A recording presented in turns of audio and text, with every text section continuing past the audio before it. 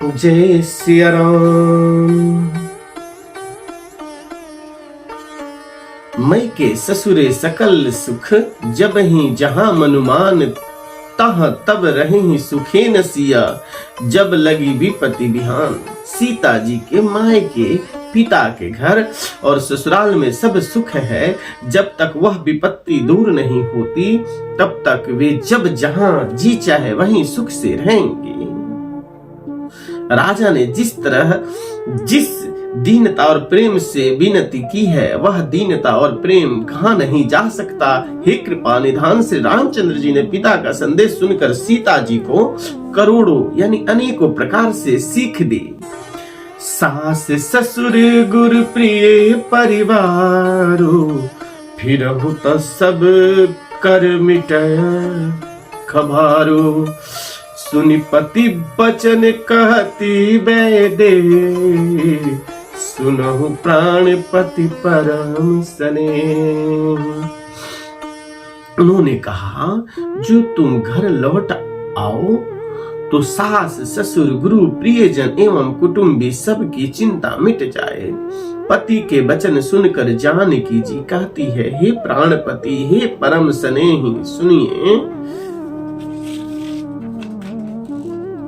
हे प्रभु, आप करुणामय और परम ज्ञानी हैं, कृपा करके विचार तो कीजिए। शरीर को छोड़कर छाया अलग कैसे रुकी रह सकती है?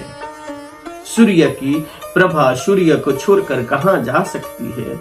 और चांदनी चंद्रमा को त्याग कर कहां जा सकती है? इस प्रकार पति को प्रेममयी विनती सुनाकर सीता जी मंत्री जी से सुहावनी बानी कहने लगी, आप मेरे पिताजी और ससुर जी के समान मेरा हित करने वाले हैं। आपको मैं बदले में उत्तर देती हूँ, यह बहुत ही अनुचित है, किंतु हे तात, मैं आर्त होकर ही आपके सन्मुख हुई हूँ। आप बुरा न मानिएगा। आर्य पुत्र स्वामी के चरण कमलों को बिना जगत में जहां तक नाते हैं सभी मेरे लिए व्यर्थ है। मैं पिताजी के ऐश्वर्य की छटा देखती है, जिनके चरण रखने की चौकी से सर्व शिरोमणि राजाओं के मुकुट मिलते हैं, अर्थात बड़े बड़े राजा जिनके चरणों में प्रणाम करते हैं। ऐसे पिता का घर भी जो सब प्रकार से सुखों का भंडार है, पति के बिना मेरे मन को भूल कर भी नहीं भाता।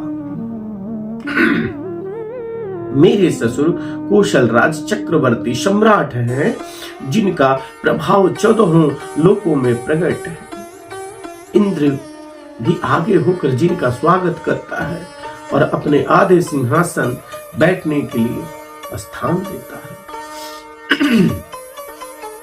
ऐसे ऐश्वर्य और प्रभावशाली ससुर, उनकी राजधानी अयोध्या निवास प्रिय कुटुंबी और माता के समान सासुए, ये कोई श्री रघुनाथ जी के चरण कमलों की रज के बिना मुझे स्वप्न में भी सुखदायक नहीं लगती है। अगम पंथ बन भूमि पहारा, करके हरि सर सरित अपारा। दुर्गम रास्ते, जंगली धरती, पहाड़ी, हाथी, सिंह, अथाह तालाब एवं नदियां, कोल, भील, हिरन और पक्षी प्राणपति श्री रघुनाथ जी के साथ रहते ये सभी मुझे सुख देने वाले होंगे। अतः सास और ससुर के पांव पकड़कर मेरी ओर से विनती कीजिएगा कि वे मेरा कुछ भी सोच न करे। मैं वन में स्वभाव से ही सुखी हूँ। प्राणनाथ प्रिय देवर साथा, बिरधुरीन धरे धनु भाथा। नहीं मग श्रम भ्रम दुख मन मोरे, मोहि लगू सोच करे जनि भोरे। वीरों में अग्रगण्य तथा धनुष और बाणों से भरे तरकश धारण किए मेरे प्राणनाथ और प्यारे देवर साथ है। इससे मुझे न रास्ते की थकावट है, न भ्रम है, और न मेरे मन में कोई दुख ही है। आप मेरे लिए भूल कर भी सोच ना करें। सुनि सुमंत्र सिया शीतल बानी, भयहु विकल जन फनी मनिहानी। सुमंत्र सीता जी की शीतल बानी सुनकर ऐसे व्याकुल हो गए जैसे सांप मणि को खो जाने पर व्याकुल हो जाता है। नेत्रों से कछु सूझता नहीं, कानों से कुछ सुनाई नहीं देता। वे बहुत व्याकुल हो गए, कुछ कह नहीं सकते थे। श्री रामचंद्र जी ने राम प्रबोध किन्हि बहु भांति, तदपि होती हरि से तल छाती। जतन अनेक साथ हिनकिन्हे, उचित उतर रघुनंदन बिन्हे। श्री रघुनाथ जी ने उनका बहुत प्रकार से समाधान किया, तो भी उनकी छाती ठंडी न हुई। साथ चलने के लिए मंत्री जी ने अनेकों यत्न किए, युक्तियां पेश की, पर रघुनंदन श्री राम जी उन सब युक्तियों का यथोचित उत्तर देते गए।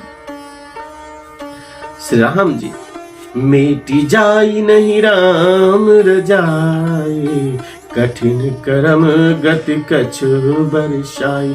श्री राम जी की आज्ञा मेरी नहीं जा सकती, श्री राम जी की आज्ञा मेटी नहीं जा सकती। कर्म की गति कठिन है, उस पर कुछ भी वश नहीं चलता। श्री राम लक्ष्मण और सीता जी के चरणों में सिर नवाकर सुमंत्र इस तरह लौटे जैसे कोई व्यापारी अपना मूलधन पूंजी गंवा कर लौटते हैं।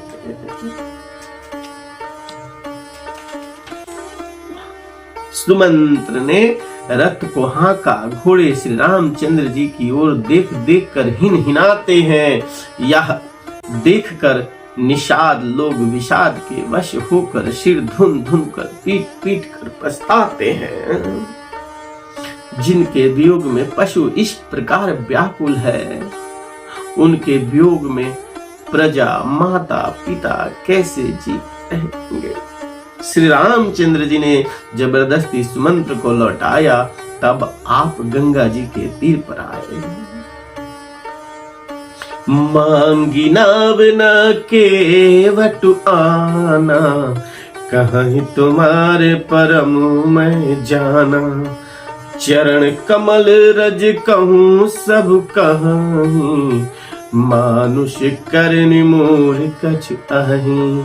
श्री राम ने केवट से नाव मांगी, पर वह लाता नहीं। वह कहने लगा, मैंने तुम्हारा मर्म भेद जान लिया। तुम्हारे चरण कमलों की धूल के लिए सब लोग कहते हैं कि वह मनुष्य बना देने वाली कोई जड़ी है, जिसके छूते ही पत्थर की शिला सुंदर स्त्री हो गई। मेरी नाव तो काठ की है, काठ पत्थर से कठोर तो होता नहीं। मेरी नाव की मुनि की स्त्री हो जाएगी और इस प्रकार मेरी नाव उड़ जाएगी। मैं लुट जाऊंगा अथवा रास्ता रुक जाएगा, जिससे आप पार न हो सकेंगे और मेरी रोजी मारी जाएगी। मेरी कमाने खाने की राह ही मारी जाएगी। यही परिताप लऊं सब परिवारो, नहीं जानऊं कछु और कबारो।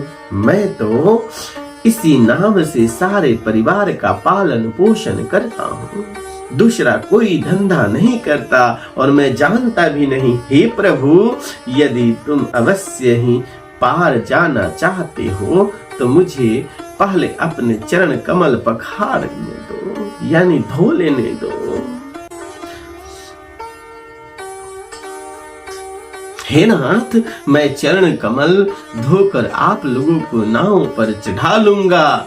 मैं आपसे कुछ उतराई नहीं चाहता। हे राम, मुझे आपकी दुहाई और दशरथ जी की सौगंध है, मैं सब सच सच कहता हूँ।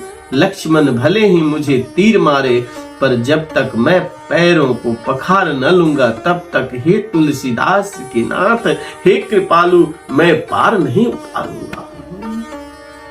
सुनी केवट के बैन प्रेम लपेटे अटपटे, बिहसे करुणाएन चितई जानकी लखन तना। केवट के प्रेम में लपेटे हुए अटपटे वचन सुनकर करुणा धाम श्री रामचंद्र जी, जानकी जी और लक्ष्मण जी की ओर देखकर हंसे। आज यही विश्राम देंगे। सियावर रामचंद्र की जय।